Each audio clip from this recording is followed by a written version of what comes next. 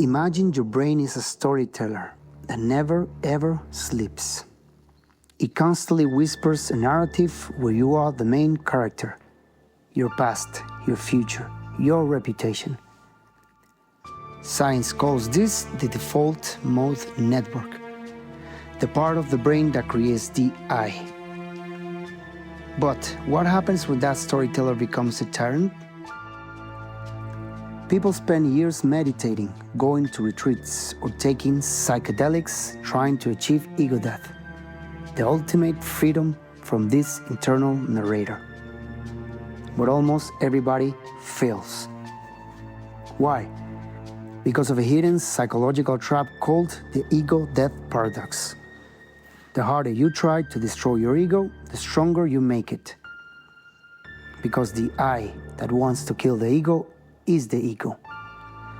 So how do you escape a trap when you are the cage?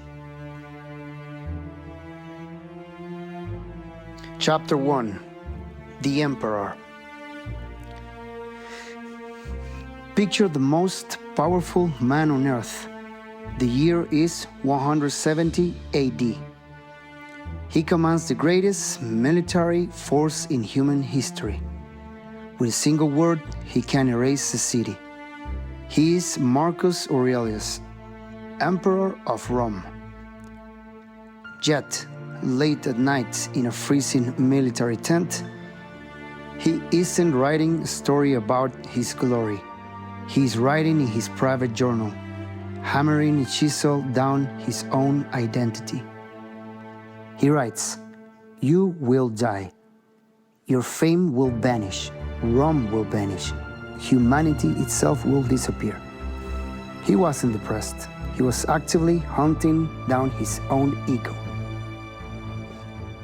So, what's the lesson? This is rational ego death. Aurelius realized the only way to hold absolute power without going mad was to constantly remind himself of his microscopic insignificance. He didn't destroy his own identity. He shrank it. He moved from being the center of the universe to a mere participant in it. At first, this seems obvious. Humility is good, right?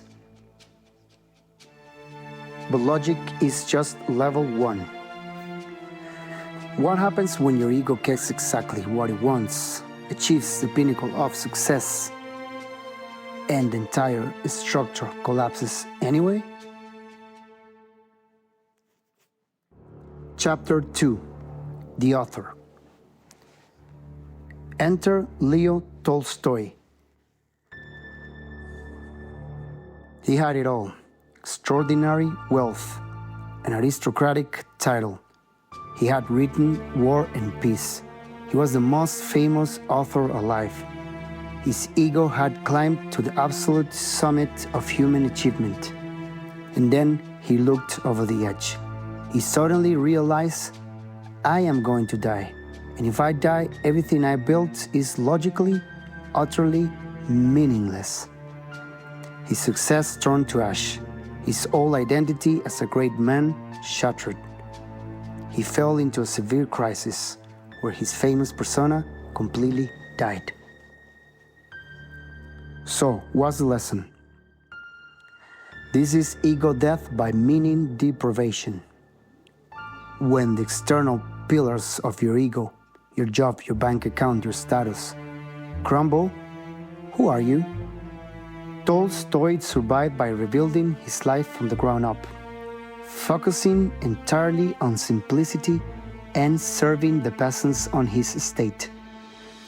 He proved that when the false status of self dies, a more grounded, ethical self takes its place. Most people stop here.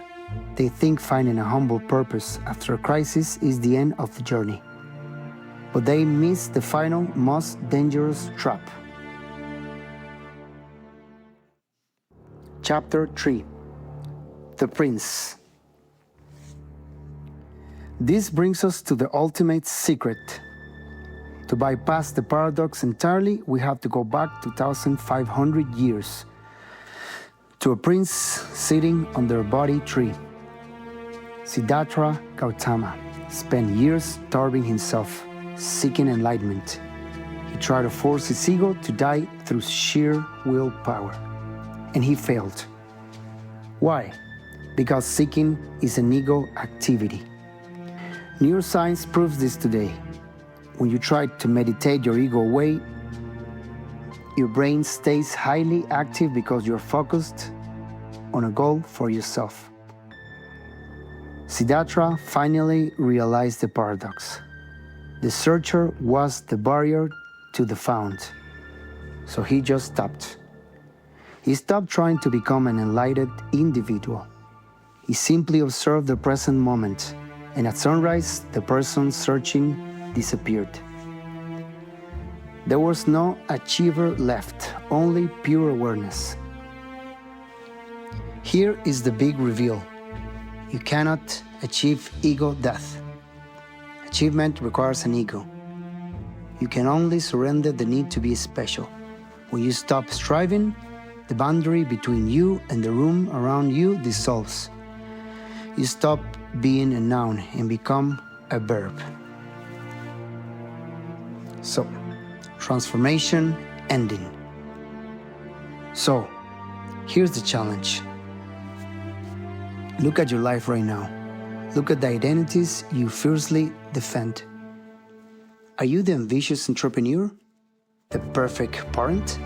The smartest person in the room? That identity is heavy, exhausting armor. Tomorrow morning, don't try to destroy it. Don't force yourself to be humble. Just for 60 seconds, stop narrating your own life. Stop trying to be the main character. Let the storyteller in your brain go to sleep. When you stop trying to be someone, you might finally discover what it actually feels to be alive.